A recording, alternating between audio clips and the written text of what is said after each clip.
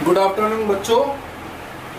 बड़े दिनों बाद कैसे कैसे करके आज फिर कैमरे से ही वीडियो बनाया जा रहा है, मोबाइल से बन नहीं पा रहा है। तो लेक्चर दूसरा हमारा जो है फिजिक्स का, उसको हमें स्टार्ट करना था। पिक्स वगैरह भेजी हैं, काफ़ी लोगों को समझ में नहीं आ रहा, इसलिए मैंने ट्राई किया कि ऐसे बनाया जाए, क्योंकि आपको पढ़ाना है तो पढ़ाने के लिए कुछ ना कुछ तो करना ही है। देखिए, जो हमारा लेक्चर 2 है वो अपना डायमेंशन पे ही डिपेंड है, यूनिट है मेजरमेंट के साथ। यूनिट इन मेजरमेंट हमारी यूनिट है और डायमेंशन टॉपिक है। तो पहले लेक्चर में हम लोगों ने क्या सीखा था? पहले लेक्चर में हम लोगों ने सीखा था कि हमारे पास कितने टाइप के डायमेंशंस होते हैं या कितने प्रकार की उसकी क्वांटिटीज होती हैं, डायमेंशन कैसे निकालते हैं, कैसे फॉर्मूला पुट करते हैं, वो सब लोगों ने पहले लेक्चर में सीखा था।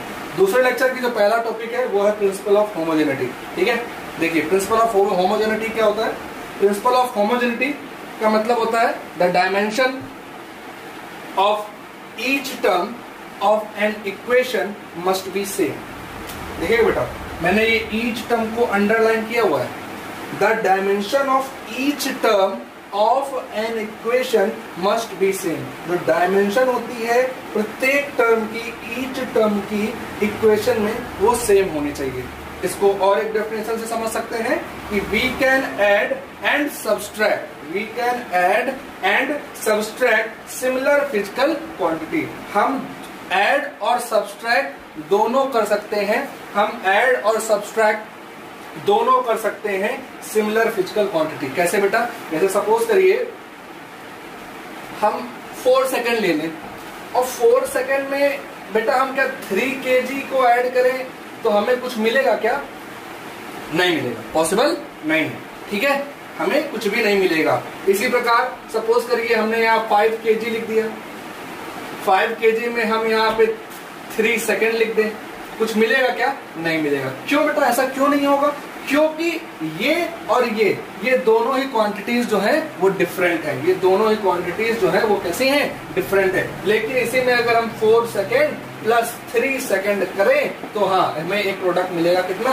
7 सेकेंड। क्यों? क्योंकि ये भी सेकेंड है, ये भी सेकेंड है, दोनों ही जो क्वांटिटीज हैं वो सेम है। कहने का मतलब प्रिंसिपल ऑफ होमोजेनिटी का मतलब क्या हुआ? प्रिंसिपल ऑफ होमोजेनिटी हमारी क्या है? इसमें पर्टिकुलर हमारे पास जो भी क्वांटिटी है वो अगर सेम होगी तो वो जुड़ सकती है, अगर सेम है तो वो घट सकती है। तो प्रिंसिपल ऑफ होमोजेनिटी का सीधा सीधा प्रिंसिपल यही है, क्योंकि हमारे जो आगे के सम्स आने वाले हैं वो इसी पे डिपेंड करते हैं। इसलिए बेटा इसका पढ़ना बहुत ही ज्यादा आवश्यक है। अगला जो बेटा इसी में टॉपिक में हमारा पहला क्वेश्चन है वो है find the dimension of A and B in equation v is equal to a plus B T. v is equal to a plus B T. यहाँ पे जो v है वो हमारी वेलोसिटी है और t जो है ये टाइम है। बेटा ये चीज दी गई है आपको कि वेलोसिटी जो है v है और t जो है वो टाइम है। इसी के अकॉर्डिंग बेटा हमको इसमें देखना है। हम लोग डायमेंशन पहले ही सीख चुके हैं कैसे होता है। अब हमें यहाँ पे इस इक्वेशन से a और b की इक्वेशन निकालनी है। तो सबसे पहले बेटा क्या करिए, एक बात याद रखिएगा, यहाँ पे ये जो लिखा हुआ है बेटा ये सब अपने आप में एक टर्म होता है। ठीक है, हम इसको चेंज नहीं कर सकते। ये नहीं कर सकते कि बी टी लिखा है तो बी को अलग टर्म मान ले और टी को अलग टर्म मान ले, ऐसा पॉसिबल नहीं है। तो हम क्या करें, सबसे पहले हम बेटा इस a प्लस बी टी को v के बराबर कर लें।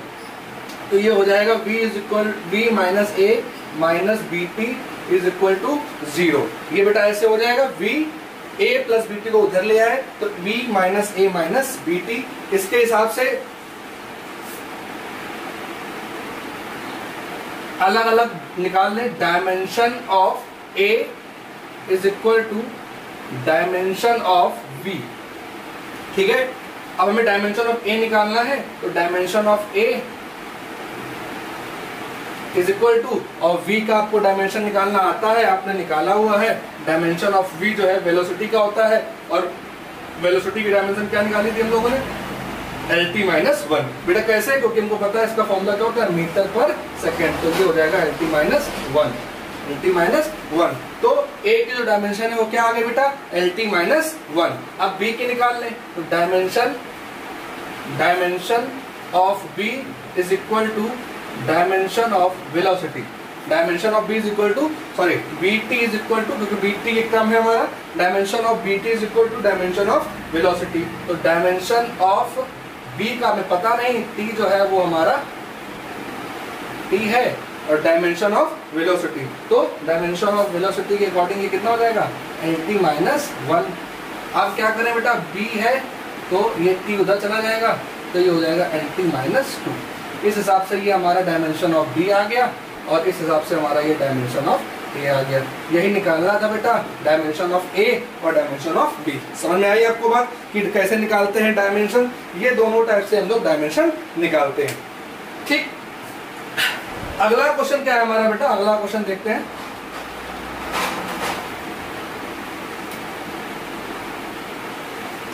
पिक्स तो वैसे मैंने आपको भेज दी है। अगला क्वेश्चन जो है वो है find the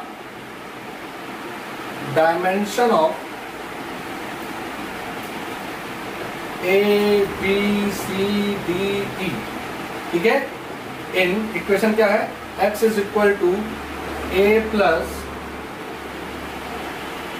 B T plus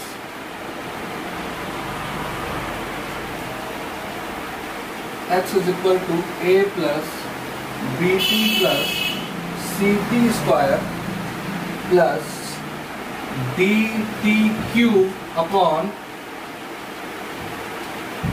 E plus T. ये बेटा आपको दिख रहा है, ठीक है। ये हमारी इक्वेशन है, x is equal to a plus B T plus C T square plus D T cube E plus T. इसी इक्वेशन के अकॉर्डिंग जो है हमें निकालना है। यहाँ पे भी बेटा वही काम करना है, यहाँ पे भी वही करना है। सबसे पहले हमको जो है इसके बराबर इसको ले आना है, ठीक है। देख लीजिए, x minus a plus B T square sorry B T plus C T square plus D T cube upon E plus T. ठीक है, अब इसी में से निकालना है। तो सबसे पहले हम लोग क्या निकालना है, सबसे पहले हम लोग निकालना है डायमेंशन ऑफ ए। ठीक है, डायमेंशन ऑफ ए। और बेटा यहाँ पे दिया क्या गया है ये भी देख लें। यहाँ पे हमको क्या दिया गया है, यहाँ पे दिया गया है एक्स जो है ये हमारा डिस्प्लेसमेंट है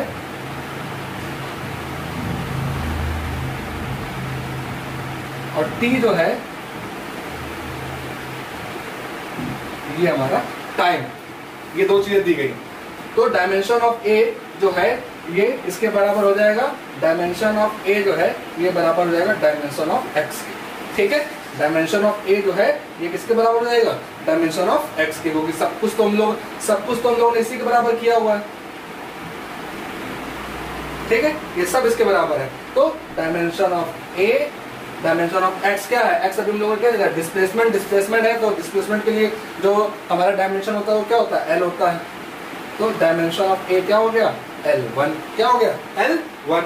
इसी प्रकार डायमेंशन ऑफ बी निकाल लेते हैं, डायमेंशन ऑफ बी। तो बी अकेले तो है नहीं, बी टी है। तो dimension of B T is equal to dimension of X. Dimension of B T is equal to dimension of X. तो इसके अकॉर्डिंग बेटा ये क्या हो जाएगा, डायमेंशन ऑफ बी का पता नहीं, टी का टी होता है कैपिटल में, और ये एक्स का हम लोगों का एल आ गया है। तो ये टी उधर चला जाएगा।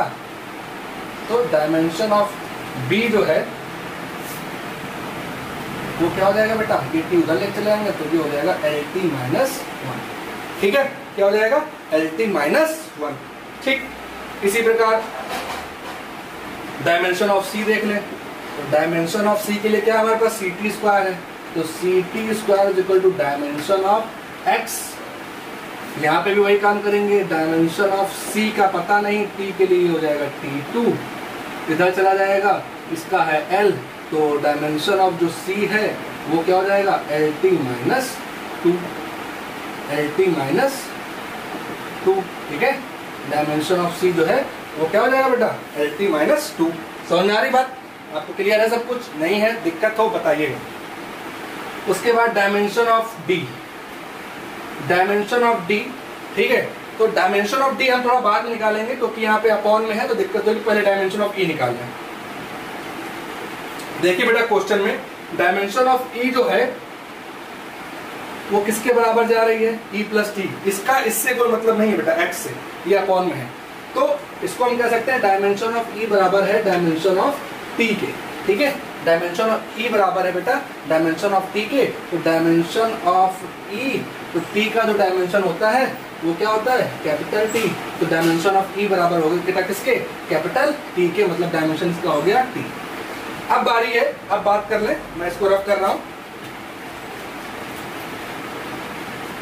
Dimension of D, dimension of D, ठीक है, डायमेंशन ऑफ डी बराबर होगी डायमेंशन ऑफ एक्स के, ठीक है। तो डायमेंशन ऑफ डी में क्या है हमारे पास, डी टी क्यू अपॉन ई प्लस टी, और डायमेंशन ऑफ एक्स क्या है बेटा, एल, ठीक है। अब हमें डी का निकालना है, डी का पता नहीं, डी को ऐसे ही छोड़ दीजिए, और टी के लिए हो जाएगा ये T3, और E की डायमेंशन क्या आ गई बेटा, T आ गई, E की डायमेंशन क्या आ गई, E की डायमेंशन आ गई T आ गई। तो एक T से एक T कट गया तो यहाँ बचा 2, तो dt स्क्वायर किसके बराबर हो जाएगा, L के बराबर हो जाएगा, ठीक है। तो डायमेंशन ऑफ जो D है उधर ले आए तो ये हो जाएगा LT माइनस 2, ये हो जाएगा LT माइनस 2। इस हिसाब से बेटा ये क्वेश्चन हमारा पूरा होगा ABCDE। देख लीजिए, नोट कर लीजिए, कोई दिक्कत हो तो बताइए। नेक्स्ट क्वेश्चन है बेटा, find the dimension of A upon B, find the dimension of A upon B in P is equal to A minus T square upon BX। यहाँ पे P जो है वो हमारा प्रेशर है और T जो है टाइम है, X जो है वो क्या है, डिस्प्लेसमेंट, इसी के अकॉर्डिंग बताना है, ठीक है। तो क्या करें, वही फंडा, वही चीज, कुछ नया नहीं है। सबसे पहले क्या करें, सबसे पहले हम इसमें से A और B के लिए अलग अलग निकाल लें, क्योंकि हमको तो यहाँ पे A अपॉन B का चाहिए, तो A का अलग निकाल लें, B का अलग निकाल लें, दोनों को डिवाइड में कर दें। तो क्या करें, सबसे पहले हम कर लें कि इसको इधर ले आए, ठीक है, इसको इधर ले आए, तो P इज इक्वल टू के A माइनस टी, तो P minus AT square upon BX।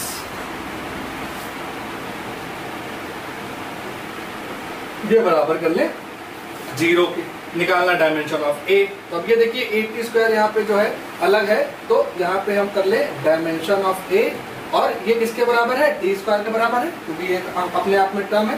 तो dimension of A is equal to dimension of T square, ठीक है।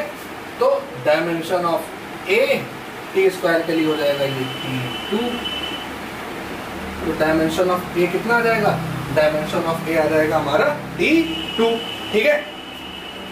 इसी के प्रकार हम निकाल ले डायमेंशन ऑफ, अब क्या निकालना, B का निकालना है, तो खाली इतने टर्म को ले लें, डायमेंशन ऑफ AT स्क्वायर और BX, ठीक है, डायमेंशन ऑफ AT स्क्वायर और BX। ये बेटा माइनस है, यहाँ पे थोड़ा ध्यान दीजिएगा कि डायमेंशन ऑफ A जो है तो तुम फिर एक टर्म हो जाएगा, एक टर्म में नहीं आ पाएगा फिर वो, dimension of A minus T square upon BX, ठीक है। और ये किसके बराबर हो जाएगा, ये बराबर हो जाएगा डायमेंशन ऑफ P के, डायमेंशन ऑफ P के, ठीक है। अब इसमें देखें तो यहाँ पे A का जो हमारा डायमेंशन आया वो कितना आया, वो तो आ गया हमारा T2, कितना आ गया T2, ये आ गया।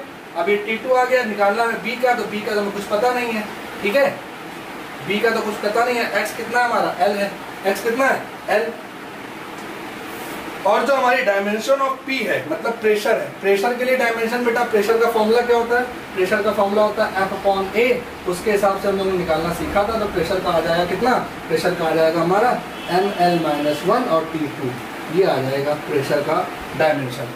तो इसको हम यहाँ पे लिख लें ml-1 और T2, ये आ गया बेटा, ठीक है।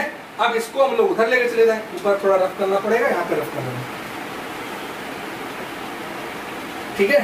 अब क्या करना है, इसको हम उधर लेके चले जाएं तो हमारा आ जाएगा कैसे, B इज इक्वल टू, बाकी सबको उधर लेके चले गए, तो T square upon L1 M L-1 और T-2, ठीक है। ये देखो ये L1 है, ये L-1 है, ये तो ऐसे ही कर दिया, ठीक है। ये T-2 ऊपर लेके चले जाएंगे, T-2 ऊपर लेके चले जाएंगे तो ये +2 हो जाएगा, तो ये हमें मिल जाएगा T की पावर 4। M नीचे है, इसको भी ऊपर लेके चले जाएंगे तो ये -1 हो जाएगा, तो B के लिए क्या जाएगा M-1 और T4। ये आ गया हमारा B का, ये A का आ गया, ये B का आ गया। अच्छे से देखना बेटा, ये A का आ गया और ये B का आ गया, ठीक है। अब हमें क्या करना है, इसको रफ कर रहा हूं नीचे वाले को, ये हमें ए का मिल गया, डायमेंशन ऑफ ए, और डायमेंशन ऑफ बी निकालना क्या है, ए अपॉन बी। ए का कितना आया T2, बी का कितना आया M-1 T4। ठीक है, क्या करें बेटा, आप m को ऊपर लेके चले जाए प्लस में हो जाएगा, इसको ऊपर लेके चले जाएंगे माइनस में हो जाएगा, तो माइनस से 2 प्लस का कट जाएगा, तो क्या बचेगा Nt-2, ए अपॉन बी बचेगा Nt-2। यही निकालना था हमें, तो ये हमारा क्या हो जाएगा, ये हमारा बेटा क्या हो जाएगा, ये हमारा इसका आंसर हो जाएगा। ठीक है बेटा, कोई दिक्कत?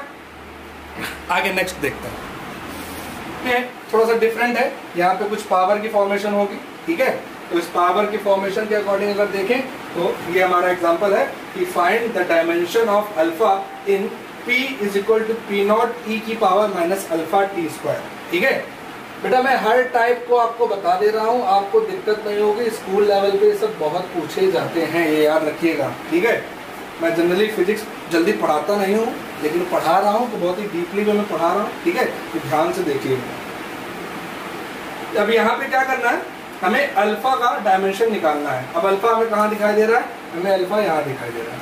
ठीक है, तो बेटा एक बात तो सबसे पहले आप याद रखिए कि आपने मैथ में अच्छे खासे में पढ़ा हुआ है कि पर्टिकुलर किसी नंबर का जो पावर होता है वो नंबर ही होता है। ये आपने अच्छे से पढ़ा है। सपोज करें अगर हमने यहाँ पे 4 लिखा तो 4 की पावर 2 होगी, या तो 4 की पावर 3 होगी, या तो 4 की पावर 4 होगी। ठीक है, ऐसा तो होगा नहीं कि 4 की पावर 3 न्यूटन बोल दे, है ना, ऐसा नहीं होगा। ऐसा भी नहीं होगा कि 4 की पावर बोल दे 3 सेकेंड, ये भी पॉसिबल नहीं है। ठीक है, तो जो भी पावर होती है वो पर्टिकुलर उसी नंबर की पावर होती है, जिससे हमको ये क्या समझ में आता है कि ये ई है, एक्सपोनेंट है। ई क्या है, ई एक हमारा एक्सपोनेंट है, और इसकी जो पावर होनी चाहिए थी वो कोई नंबर होनी चाहिए, लेकिन यहाँ पे अल्फा टी स्क्वायर लिखा हुआ है। इसका मतलब ये जो एरिया है ना बेटा, ये जो एरिया है ये बेटा हमारा डायमेंशन लेस होता है। ये हमारा कैसा होता है, डायमेंशन लेस होता है। ठीक है, अब ये डायमेंशन लेस होता है, तो अब जरा निकाल के देख लें, dimension of alpha T square, क्योंकि निकलेगा तो बेटा पूरे का, क्योंकि टर्म है dimension of alpha T square. अब dimension of alpha T square तो बेटा डायमेंशन लेस होता है। अब ये मैंने बता दिया, इसकी जो पावर है ये नंबर नहीं है, तो इसकी जो डायमेंशन है वो कैसी होगी, डायमेंशन लेस। इस हिसाब से हमारा ये हो जाएगा m0, l0 और t0। ठीक है, ये हो गया। अब ये तो हो गया, अब इसमें देख लें अल्फा और टी का तो पता है, अल्फा का मालूम नहीं है, टी का पता है। टी का कितना होता है T2, और ये कितने बराबर है m0, l0 और t0। ठीक है, ठीक। अब यहां से हम क्या करें कि हमें अल्फा का निकालना है, तो ये T2 लेकर उधर चले जाएं, तो m0, l0 और ये क्या हो जाएगा t-2। ये क्या हो जाएगा t-2। तो अल्फा की जो डायमेंशन है वो हमारी कितनी आ गई, t-2। ठीक है बेटा, बहुत मोस्ट इंपॉर्टेंट क्वेश्चन है। इस टाइप क्वेश्चन आते हैं पेपर में और लोग नहीं कर पाते उसको। देख लीजिए, नोट कर लीजिए, रफ करना।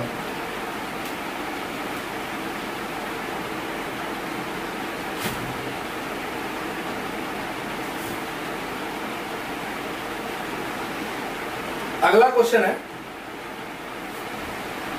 डायमेंशन निकालनी है। फाइंड द डायमेंशन ऑफ, अब यहाँ बीटा निकालना है आपको, in P is equal to alpha upon beta e की power minus alpha Z upon K theta. बहुत देखने में कठिन लग रहा होगा ना कठिन नहीं है कुछ। ठीक है, आइए देखते हैं कैसे, क्या क्या दिया गया है। यहाँ पे P दिया गया है, P क्या है, P प्रेशर है, P क्या है, प्रेशर है। Z क्या है, Z यहाँ पे हमारी डिस्टेंस है, और थीटा जो है वो यहाँ पे टेम्परेचर है। ठीक है, और K जो है वो हमारा बेटा बोल्ट्जमैन कांस्टेंट है। मैंने जब आपको बताया था तभी कहा था इसको याद कर ले तो ज्यादा अच्छी बात है, वैसे पेपर में मिल जाता है देखने को कभी कभी। ठीक है, तो इसका दिया गया है आपको, इसका फॉर्मूला दिया गया है आपको, डायमेंशन नहीं दी गई। क्वेश्चन में फॉर्मूला दिया गया kilogram metre square second square kelvin. ठीक है, ये इसका यूनिट दी गई है। ठीक है बेटा, वैसे तो याद कर लेंगे तो अच्छी बात है, चलिए देखें कैसे करते हैं। डायमेंशन यहाँ पे भी देखो बेटा वही चीज है, e की पावर में है, कैसा होगा, डायमेंशन लेस होगा। कैसा होगा, डायमेंशन लेस। तो डायमेंशन ऑफ अल्फा जेड के theta, dimension of alpha Z के थीटा किसके बराबर होगा, किसी के बराबर नहीं होगा, डायमेंशन लेस है, m0 l0 t0। ठीक है, अब अल्फा का निकालना है यहाँ से, तो z बता दिया डिस्टेंस है, तो z के लिए हो जाएगा l। ठीक है, और k जो है वो हमको दिया गया टेम्परेचर है, टेम्परेचर के लिए क्या होता है, T होता है, थीटा से संबंधित रिलेटेड करता है, तो ये हो जाएगा आपका m l T-2 थीटा -1। ये किसका है, ये हमारा बेटा आपका इस k का है। k क्या है हमारा, बोल्ट्जमैन कांस्टेंट। हमने आपसे कहा था इसको याद रखिएगा। ठीक है, जो k है इसका हमारा जो है डायमेंशन क्या होता है, ml T-2 थीटा -1। ये आराम से आप इस फॉर्मूले से निकाल सकते हैं। और ये किसके इधर बचा क्या, थीटा, थीटा के लिए हम लोग क्या लेते हैं, इनटू थीटा। तो इस थीटा से ये थीटा कैंसिल हो जाएगा। ठीक है, तो आपको यहाँ पे बचेगा क्या, mlt-2, क्या बचेगा, mlt-2। ठीक है, तो mlt-2 बचेगा, तो सॉरी ये बेटा ml2 t-2 थीटा -1। ठीक है, ml2 t-2 थीटा -1, तो एक l से एक l कट जाएगा। तो अल्फा के लिए आपके पास क्या बचेगा, अल्फा के लिए बचेगा mlt-2, mlt-2। ठीक है, देख लीजिए जरा, कोई दिक्कत हो बताइएगा। अल्फा का निकल गया, निकालना वैसे हमें बीटा का है। ठीक है, तो बीटा के लिए निकालना है, तो बीटा के लिए क्या करेंगे अभी देखते हैं।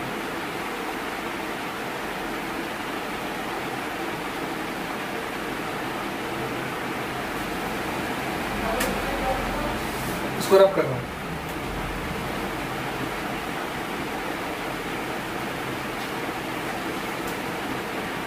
अब निकालना dimension of pressure is equal to dimension of alpha upon beta.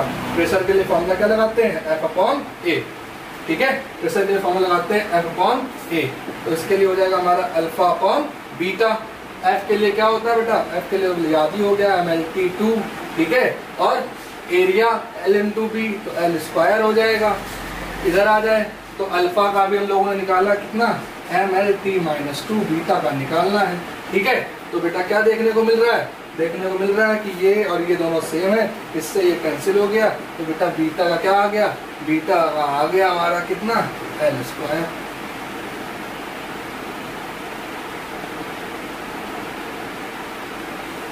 ठीक है बेटा, यही आपको निकालना था, समझ में आया। जनरली अगर देखा जाए तो ये बीटा का हमारा L स्क्वायर आ गया। और इस टाइप से क्वेश्चन आते हैं बेटा, बहुत मोस्ट इंपॉर्टेंट क्वेश्चन है, मैंने आपको इसीलिए इसको बताया है, नोट कर लीजिए। जो है एक और टाइप देख लीजिए इसमें, find the dimension of y is equal to a sin omega t minus K X. Generally बेटा ये देखने को तुमको मिल रहा है, एक इक्वेशन है, आगे आप 11th की क्लास में वेव फंक्शन पढ़ेंगे तो आपको इस टाइप की इक्वेशन देखने को मिलेगी, लेकिन हमें यहाँ पे वेव फंक्शन नहीं पढ़ाना है आपको, हमें सिर्फ डायमेंशन निकालना सिखाना है, तो वो आगे की बात है। आगे देखिए बेटा, y is equal to a sin omega t minus K X, और इसमें हमको a ओमेगा और k इनकी डायमेंशन पता करनी है। ठीक है बेटा, तो सबसे पहले तो हम ये देख लें कि हम लोगों ने जो पहला टॉपिक, पहला लेक्चर पढ़ा था, उस लेक्चर में सबसे आखिरी स्लाइड में मैंने एक लिखा था कि जो हमारे एंगल होते हैं, एंगल जो होते हैं बेटा, वो हमेशा डायमेंशन लेस होते हैं। वो कैसे होते हैं, डायमेंशन लेस, क्योंकि बेटा साइन है ना, ये आपको दिख रहा होगा, आपने मैथ में ट्रिग्नोमेट्री पढ़ी रहे हैं, सौरभ सर पढ़ा रहे हैं आपको ट्रिग्नोमेट्री, तो वो बताते हैं आपको कि साइन 180 माइनस 90 है ना। तो यहाँ पे भी देखो कुछ ऐसे तो देखने को मिल रहा है, y is equal to a sine omega t minus X, मतलब यहाँ ओमेगा t को 180 मान ले और kx को 90 मान ले, तो 180 माइनस 90 यहाँ साइन 90 की वैल्यू हो जाएगी, है ना। तो उस हिसाब से ये जो हमारा omega t minus K x लिखा है बेटा, ये हमारा एक एंगल है, और एंगल जो होते हैं डायमेंशन में वो क्या होते हैं, डायमेंशन लेस होते हैं। तो इसको तो हम डायमेंशन लेस मान लें। उसके आगे बात करें, हमें निकालना है, तो सबसे पहले हम निकालें डायमेंशन ऑफ ओमेगा t। ठीक है, तो ओमेगा t इसी में आ रहा है, तो बेटा ये कैसा है, डायमेंशन लेस है। बहुत अच्छी बात है, कोई दिक्कत नहीं है। फिर भाई ओमेगा का पता नहीं, टी का पता है, टी को टी के हिसाब से लिख लिया तो ये उधर चला जाएगा, तो m0 L0 T0, तो ये ओमेगा की आ जाएगी m0 L0 T माइनस, ये आएगा नहीं आएगा? ठीक है, ओके। आगे दूसरा डायमेंशन ऑफ kx,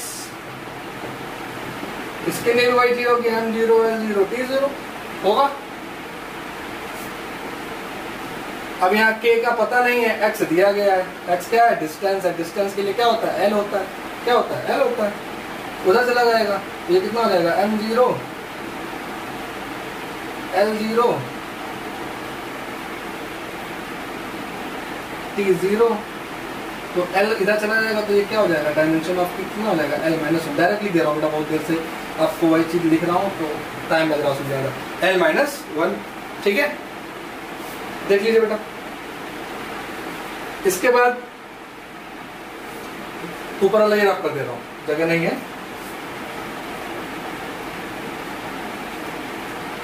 उसके बाद हमारा ये k निकल गया, ये हमारा ओमेगा निकल गया, ठीक है। अब बचा खाली a, क्या बचा?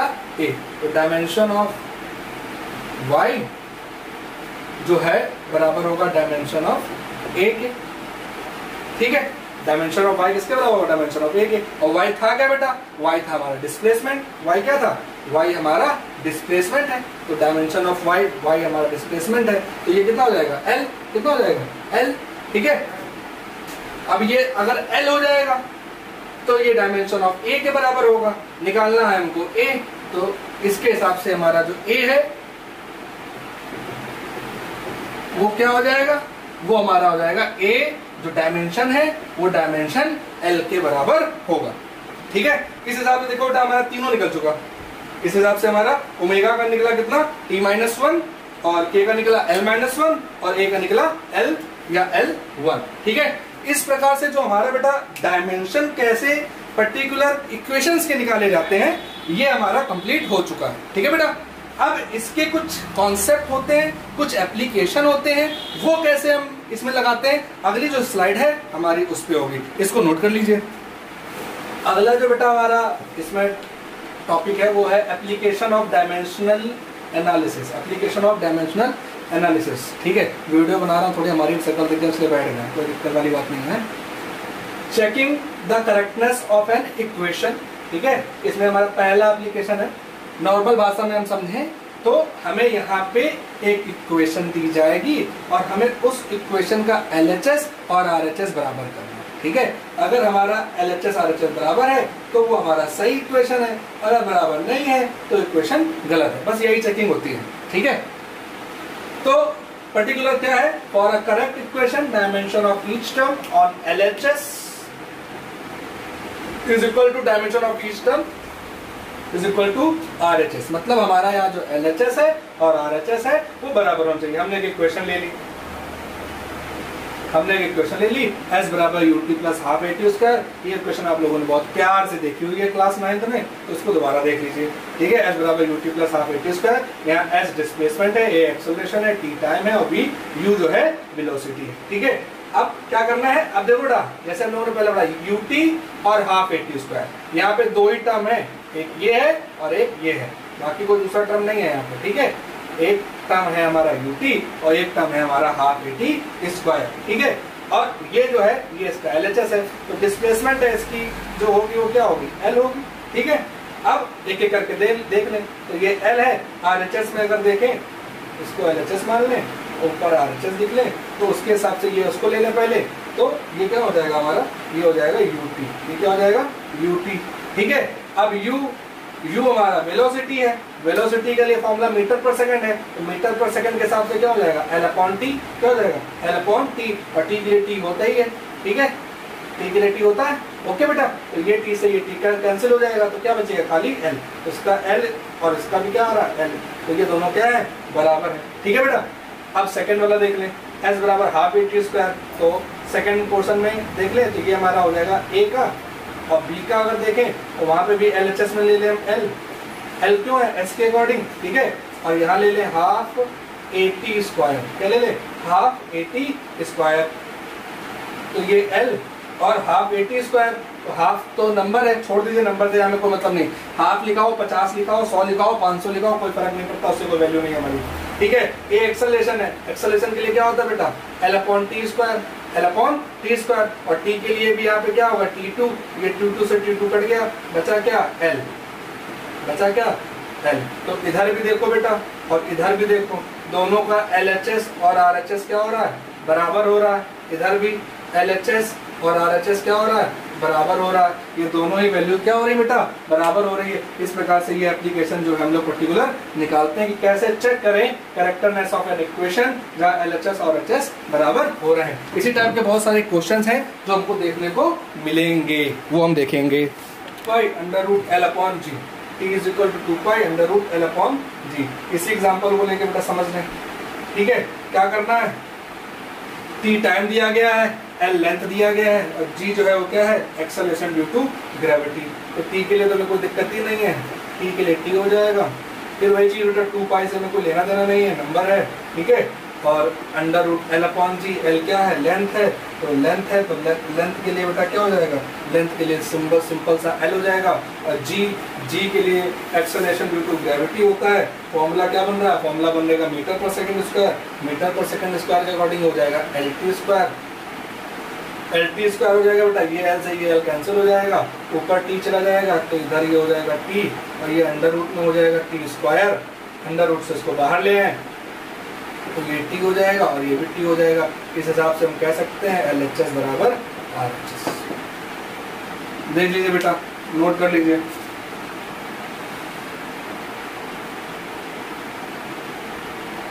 आगे जो हमारा नेक्स्ट क्वेश्चन है वो कुछ इस प्रकार का है। बड़ी मेहनत पड़ रही बेटा वीडियो बनाने में, बहुत ज़्यादा। अपने कोचिंग ही बढ़िया होती, आराम से सब कुछ वहीं बोर्ड पे लिखो और पढ़ाते चले जाओ। और यहाँ तो पहले क्वेश्चन ढूंढो, फिर आंसर ढूंढो, फिर उसके बाद उसको करो, फिर उसको करो, फिर उसको करो। अगला तीसरा question, H = R ρg/2s cos theta. ठीक है, इसका LHS RHS बराबर दिखाना है। क्या क्या दिया गया है, H दिया गया है, H हाइट है, R जो है वो है हमारा रेडियस,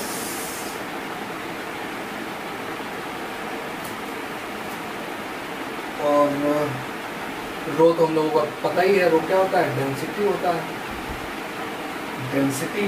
ठीक है, डेंसिटी का जो यूनिट होती है वो क्या होती है बेटा, kg/m³। ठीक, अब क्या बचा, G बचा, तो G वही एक्सेलरेशन ड्यू टू ग्रेविटी, तो मीटर पर सेकंड स्क्वायर। ठीक, और क्या बचा, नीचे आ जाओ, S बच रहा नीचे, तो S जो है वो हमारा होता है फोर्स अपॉन लेंथ। ठीक है, सरफेस टेंशन होता है ना S, तो फोर्स अपॉन लेंथ। ठीक है, S जो है वो क्या हमारा सरफेस टेंशन, और थीटा जो है वो हमारा एंगल है। आइए देखें, H है तो H के हिसाब से बेटा, H के हिसाब से ये हो जाएगा L। ठीक है, और सबका देख लें, R क्या है, R रेडियस है, तो रेडियस है तो L ही होगा। ठीक है बेटा, उसके बाद रो है, तो रो हमारा क्या है, डेंसिटी kg/m³ निकाल दिया। अब kg/m³, तो kg/m³ के हिसाब से ये हो जाएगा आपका कितना, kg के लिए हो जाएगा m, और m³ मतलब हो जाएगा क्यूब का मतलब L3। ठीक है, तो ये कितना हो जाएगा m L3, तो ऊपर m लिख दे और नीचे यहाँ लिख दे L3। ठीक है, उसके बाद G मीटर पर सेकंड स्क्वायर, मीटर पर सेकंड स्क्वायर तो ऊपर ही है, तो मीटर पर सेकंड स्क्वायर, मीटर के लिए एक m हो जाएगा। ठीक है, और सेकंड स्क्वायर के लिए एक L2 और बढ़ा दें। ठीक है, अब 2 से में कोई मतलब नहीं है, cos थीटा से कोई मतलब नहीं है, बचा S। S क्या है हमारा, S हमारा F/L की फॉर्मेशन में आता है, तो इसमें हम एक m इधर लिख दें, और इधर तो हमारा ये बचेगा ही, L अपॉन टी स्क्वायर। थोड़ा बेटा उल्टा सीधा हो गया, तो साफ करके करता हूँ मैं इसको रफ कर देता हूँ, ठीक है, समझ नहीं आएगा वैसे आपको।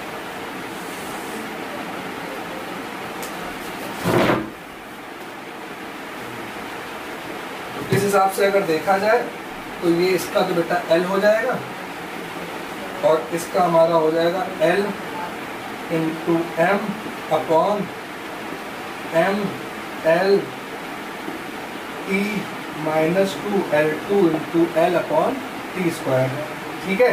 और यहाँ पे भी हो जाएगा एक L, इस L से ये L कट जाएगा, इस M से ये M कट जाएगा, इस L से ये L कट जाएगा, ठीक है।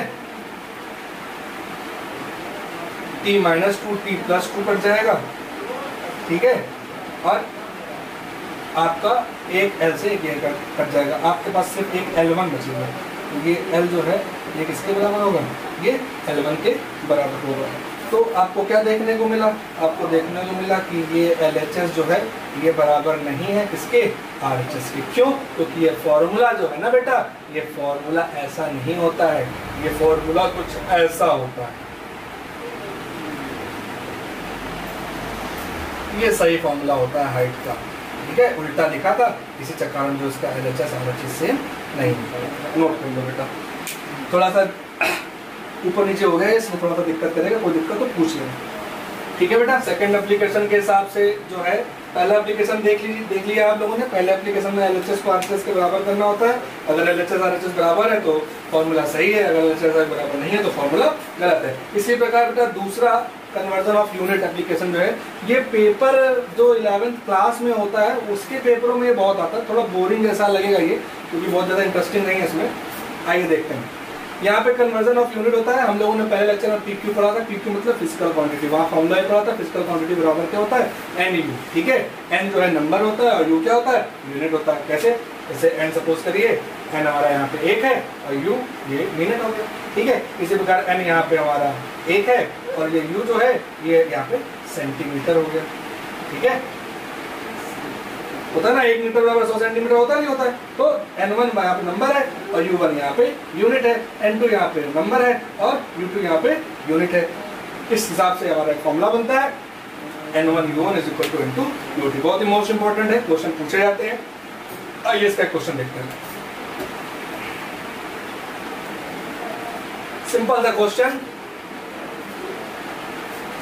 अब यहाँ कनिष्का नहीं है तो उससे पूछते, बताओ बेटा MTS क्या होता है, CGS क्या होता है।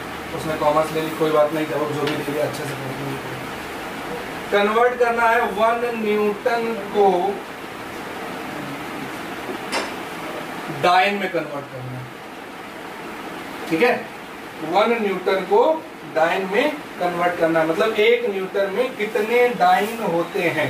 न्यूटन क्या है, न्यूटन बेटा हमारी SI यूनिट है, ठीक है भाई, MKS SI यूनिट। और जो डाइन है ये हमारी बेटा CGS यूनिट, ये कैसी यूनिट है, CGS यूनिट है, ठीक है बेटा। और जो न्यूटन होता है ये हमारा किसका यूनिट होता है, फोर्स का होता है। तो फोर्स के हिसाब से इसकी जो डायमेंशन होगी वो क्या हो जाएगी, MLT T-2, MLT और T-2, ये हमारी फोर्स की डायमेंशन होती है, ठीक है। तो इसको कुछ करने के लिए बहुत ज्यादा दिमाग नहीं लगाना होता है, इसमें पर्टिकुलर जो जो लिखा है बस उसी को नोट करते चले जाएं। 1 newton is equal to 1 kg metre per second square, ठीक है। क्योंकि न्यूटन बेटा SI यूनिट में है और CGS में जो है फोर्स की जो यूनिट होती है वो होती है kilogram metre per second square. Dimension तो बेटा वही होगी, डायमेंशन में कोई चेंजमेंट तो होती नहीं है, ठीक है। MLT-2। अब इसका हम जो है एक आराम से बना ले फेस। N1 1 M1 kg में है, L1 मीटर में है और T1 जो है वो हमारा सेकंड में है। एक इसी प्रकार हम N2 को बना लें। N2 पता नहीं और M2 जो है वो ग्राम में है, L2 जो है वो हमारा सेंटीमीटर में है और T2 जो है वो हमारा सेकंड में। टाइम चेंज नहीं होता, टाइम चाहे SI हो चाहे CGS हो, सेकंड ही होती है यूनिट बेटा, ठीक है। तो उस हिसाब से अगर हम देखें तो फॉर्मूला अपना लगाएंगे तो जनरली देखें तो यहाँ पे U1 फॉर्मूला बन जाएगा क्या, M1 L1 T1 -2, ये बन जाएगा। और इधर देखें तो U2 के लिए क्या बन जाएगा, U2 के लिए बन जाएगा M2 L2 T2 -2, ये बन जाएगा। ठीक है, अब बस हमें क्या करना है, हमने एक फॉर्मूला पढ़ा था, कौन सा फॉर्मूला पढ़ा था हमने, N1 U1 = N2 U2। बस इस फॉर्मूले में इस वैल्यू को रखना है और रख के सॉल्व करना है। पहले इतना आप लोग नोट कर लीजिए, फिर आगे हम इसको बताते हैं।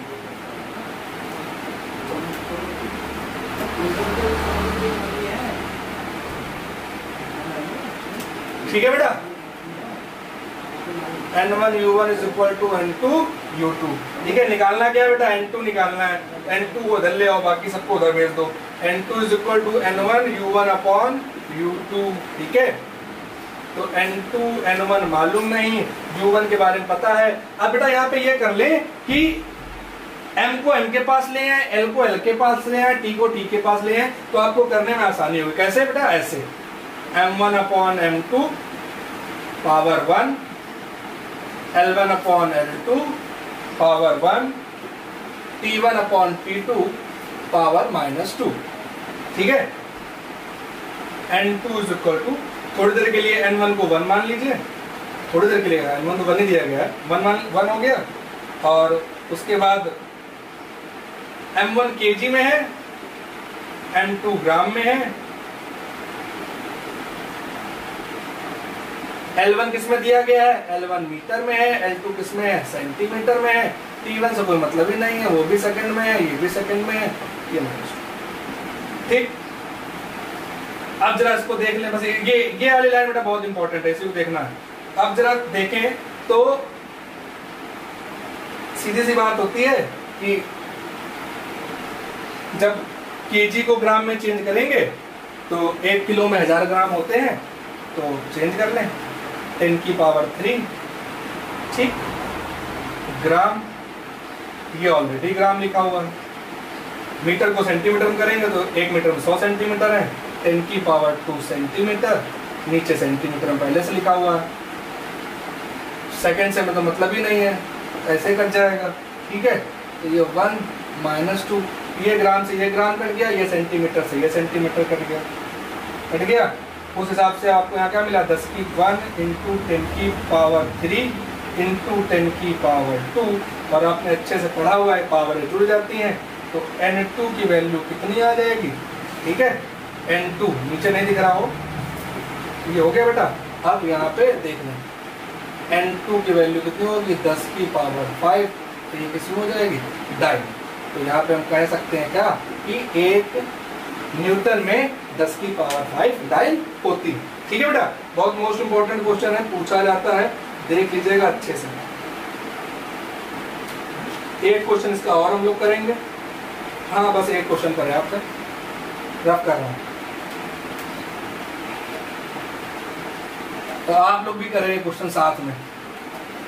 ठीक है, क्वेश्चन क्या है कि the value of G = 6.67 × 10⁻⁻11 newton metre square per kg²। ठीक है, फाइंड करनी है वैल्यू इन CGS यूनिट। ठीक है, तो 6.67 × 10⁻⁻11 newton metre square upon kg²। ठीक है, ग्रेविटेशनल के लिए है तो इसके लिए कितना हो जाएगा, M-1 L3 और T-2।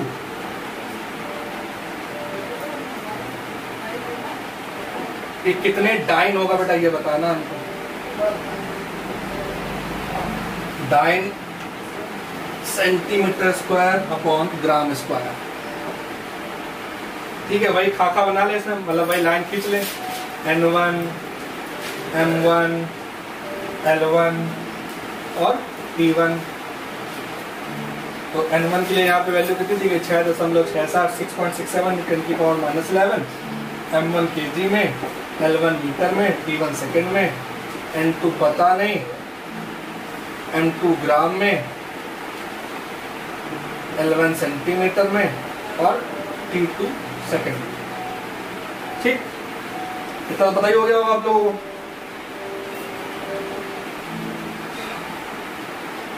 इसको रफ करना है बेटा। हाँ, किसी को ये दिक्कत हो रही है सर ये आपने कैसे निकाल लिया n-1 n-, तो बेटा कुछ किया नहीं है, देख लीजिए मैं बता दे रहा हूँ। ये भी g के लिए दिया गया है, ठीक है, न्यूटन है, न्यूटन को हम kg भी लिखते हैं, kg metre per second square into metre square kilogram square. ठीक है बेटा, इसी का हमने काटा पीटी कर लिया, kg से एक ये kg काट दिया, ठीक है, मीटर का क्यूब हो गया, सेकेंड स्क्वायर हो गया, तो मिलाकर ये हो जाएगा m3 kg -1 सेकेंड -2, तो ये हो जाएगा m-1 L3 T-2। ये हम लोगों ने इसका g निकाला बेटा। ठीक है, निकालने का तरीका सिंपल सा होता है, मैं आपको डायमेंशन वाले यूनिट बता चुका हूँ कि कैसे पर्टिकुलर यूनिट से डायमेंशन निकाली जाती है।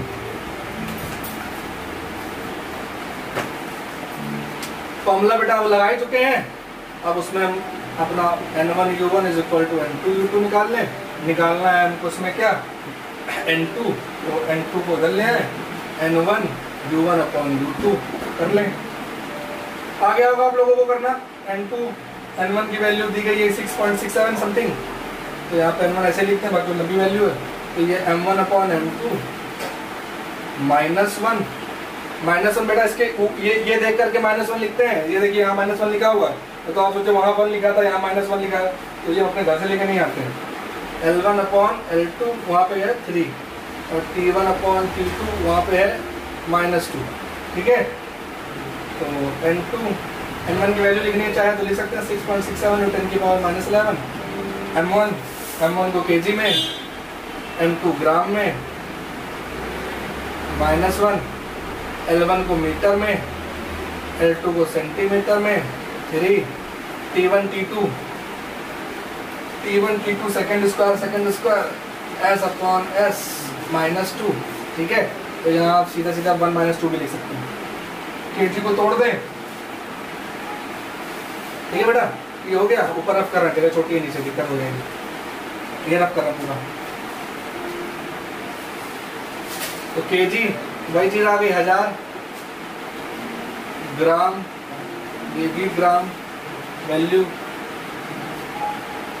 6.67 × 10⁻11 n2 बराबर।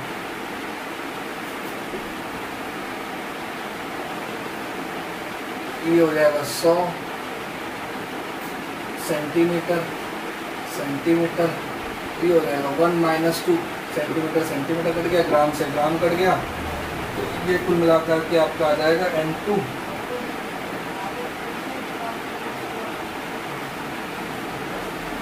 6.67 10⁻11। यहाँ से कितना आ जाएगा 10⁻−3, क्योंकि यहाँ पे कितना था -1 और यहाँ पे कितना था 3, है ना, तो ये 10 आ जाएगा कितना आपका -3, और ये आपका 10⁻2 का पावर 3 है, तो ये हो जाएगा 10⁻6। ठीक है, ये 10⁻2 था, तो ये हो जाएगा आपका 6, और जब 6 हो जाएगा तो इसको निकालें, तो ये n2 बराबर जो है आपका हो जाएगा 6.67 × 10⁻8। ठीक है, ये आपका दाइन आ जाएगा, दाइन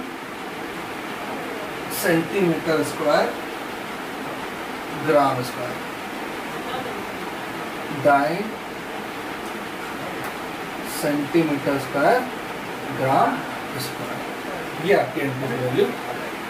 तो आज के लेक्चर में बेटा इतना ही था, बहुत ही इंपॉर्टेंट लेक्चर था। आखिर के 2 टॉपिक हो सकते हैं थोड़े बोरिंग हो गए हो, लेकिन बोरिंग है नहीं, वो बहुत इंपॉर्टेंट है, एग्जाम में बहुत पूछे आते हैं। कुछ नहीं करना है, नॉर्मल सा बस आपको n1 n2 का फेस पता होना चाहिए और चेंज करना आना चाहिए, कुछ ज्यादा खास उसमें नहीं होता। ठीक है बेटा, तो आज के लेक्चर में इतने रखते हैं। डायमेंशन का बहुत ही मोस्ट इंपॉर्टेंट यूनिट है। अब कैमरा से ही वीडियो बन जाएगी, तो आपको कोशिश करेंगे सारी वीडियो टाइमली दें। ठीक है, तो हम बेटा अपनी तरफ से बहुत मेहनत कर रहे हैं। एक मैसेज किया था, उस पर आप लोग भी दिमाग लगा लीजिएगा। जब इतनी मेहनत की जा रही है तो फिर वो भी बहुत ज़रूरी है। ठीक है बेटा, तो आराम से घर पे पढ़ते रहिए। हम जो भी कर सकते हैं वो करेंगे जब तक भी ये लॉकडाउन चल रहा है। ठीक है, पढ़ते रहें, घर पे रहें। Bye bye.